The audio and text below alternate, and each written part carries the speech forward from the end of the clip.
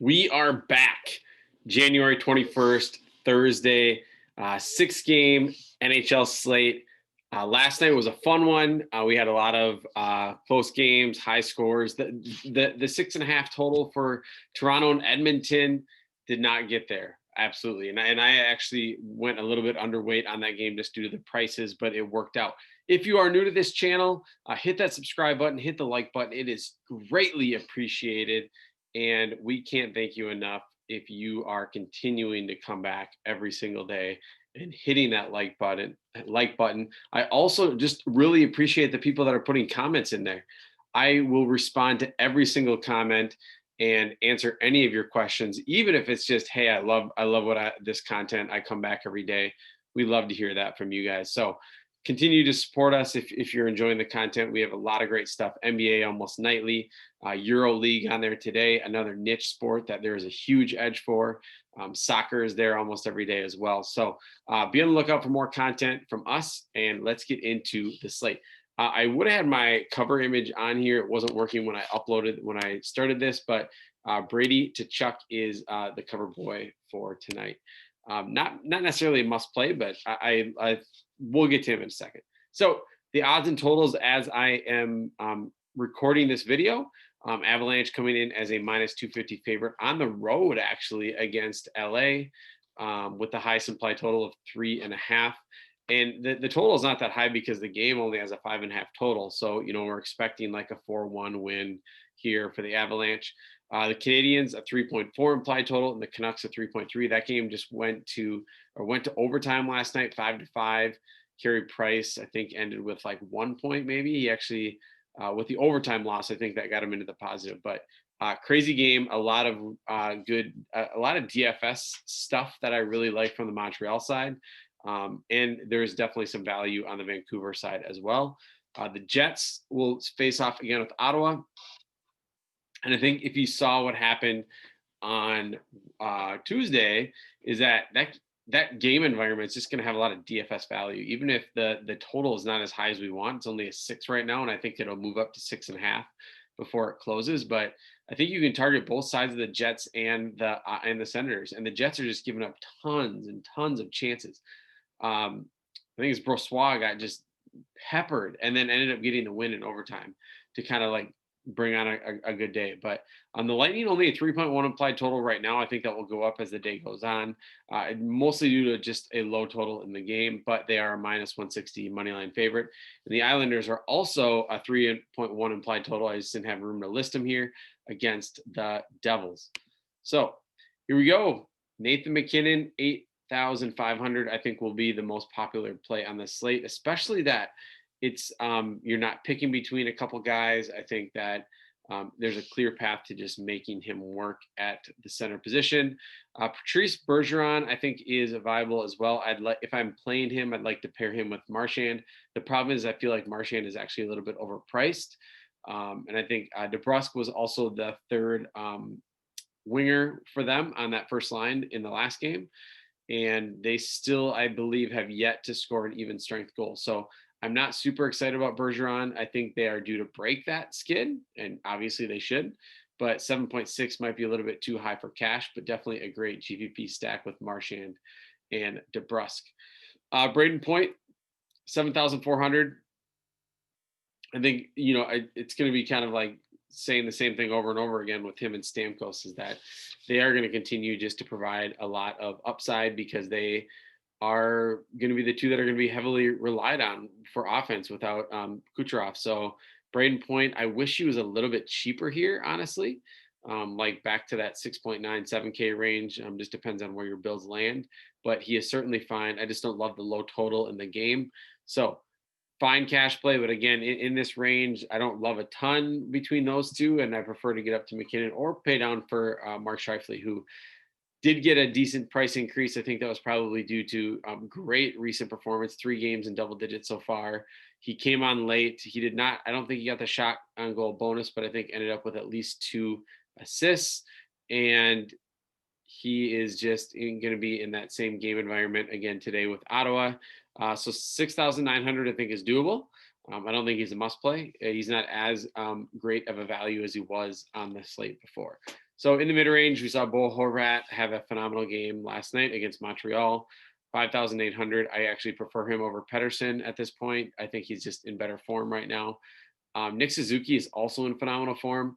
I think the first lady is like 4,200. Now his price is getting up there, 5,400, but he is one of their top prospects and young studs on the team. And now he's getting the time on ice. He's getting that first power play time. He's getting good players around him, not down in the third, fourth line. So I think Nick Suzuki is somebody that will continue to stay at this price point and produce. Hughes for the Devils is off to a phenomenal start this year. And he is just going to put the Devils on their back without Taylor Hall there anymore. And he's done that so far this year. 5,200. I don't love the matchup against the Islanders, but I think you can use him as a one-off in a GPP if you would like. I think Norris is going to be super popular. He had his first goal, NFL or NHL goal against Winnipeg, 3,600. I think he had like 7 shots on goal, something crazy like that. So 3,600 is going to be a great price for him. Stefan, all my FSI guys are just going to rip me apart again because I didn't even think about it before I came back on. But 3,300, another phenomenal value for Ottawa. Texier, I think I got that one right, 3.2, and Domi, 3.1. 2 really nice value plays for Columbus. They are underdogs here, but I think they can both certainly pay off their price tag. Even though I don't think Texier's goal really should have been, he didn't really score it against Detroit. He was just like the closest one to the net. But I think he does have 2 or 3 goals on the year. So he is definitely around the net. The winger position, Stamkos getting the $8,000, $8,200 price tag. I think it's deserved. He has been absolutely crushing it this year. And I just want to see Tampa Bay be like in a competitive game.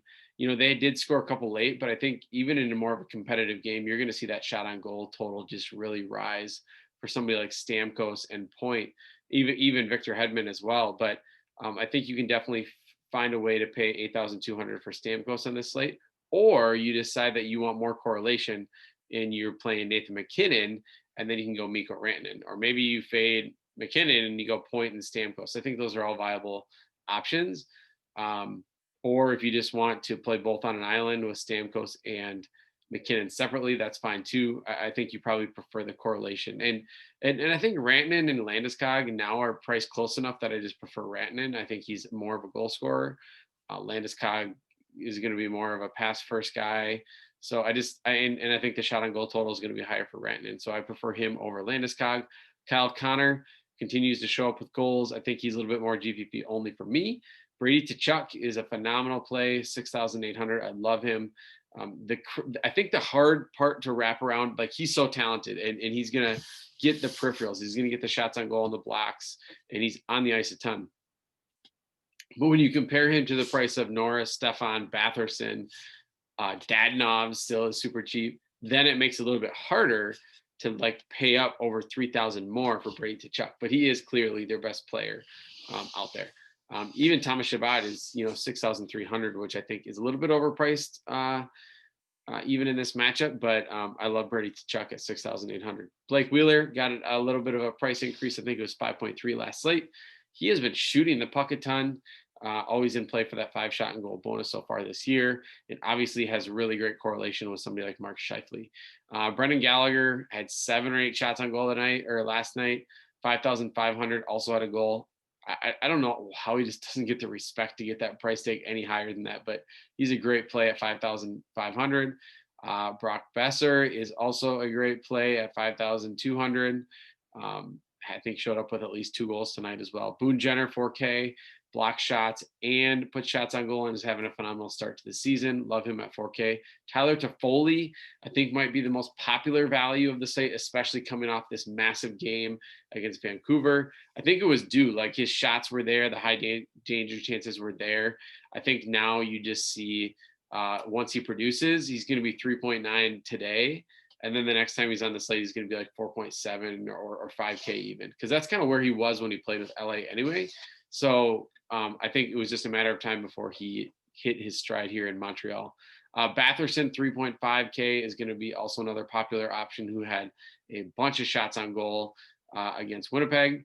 And then Tyler Johnson, 2,600. I think, on the second line, again, without Kucherov, he's somebody that they're going to be relying on to kind of show back some of that old form when he was scoring goals for them when they won the Stanley Cup. So let's get to the defender position. Not a great position, not a position I'm probably going to spend up at, but also I don't really feel that comfortable spending down at. So this one will be one that I think as I progress through the day and in my Discord channel, I will kind of try to digest where I'm at here with the defender position. Victor Hedman, 7.1 feels too expensive, but he is still fine in cash. Jeff Petrie, 6,200, I think is fine. I prefer Shea Weber for cheaper. The fact that you're going to get Shea Weber cheaper, I love him at 6K. Probably my favorite defender right off the bat. Quinn Hughes is seeing way too much ice time, seeing that top power play unit. Edler is not seeing any power play time right now. So I really like Quinn Hughes at 5,300. I think Seth Jones is really due for a lot of positive regression. You can't literally skate on the ice 25, 26 minutes every game and just fail to find the score sheet, especially somebody with as much talent as him. Josh Morrissey getting a $700 price increase, which is a little bit disappointing. I would have liked to pay 3.9 for him again. He did get that goal overturned because Wheeler tipped it in, but again, as somebody that's on the ice a ton, on the ice a lot more than Pioink is, and Pioink is more expensive. Morrissey's getting the top power play run. I think it's just a matter of time where that opportunity cost is going to, match with production. I think that's happening soon. So Derek Forbort, 3,700 is somebody that can get you a couple block shot bonus, potentially a couple shots on goal, has had a great start to the year. Zaitsev, again, if I pronounce this wrong, bash me all you want. But again, I'm here to win money playing DFS, and I love watching hockey, but I have not mastered the pronunciations of all these guys. Ottawa defenseman who's been really active this year, kind of like the secondary defenseman for them without Cody Ceci there anymore. So I really like him at 3,700.